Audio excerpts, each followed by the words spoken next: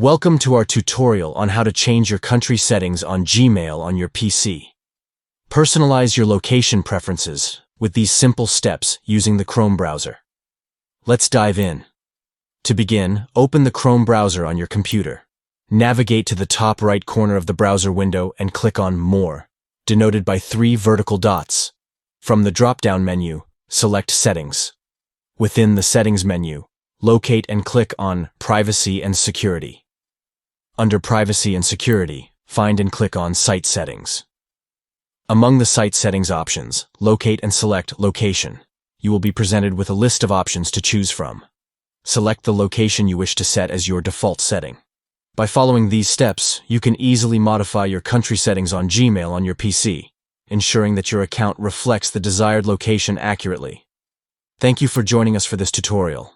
Take control of your Gmail experience by adjusting your country settings to align with your preferences, enhancing your overall user experience, and personalizing your account settings.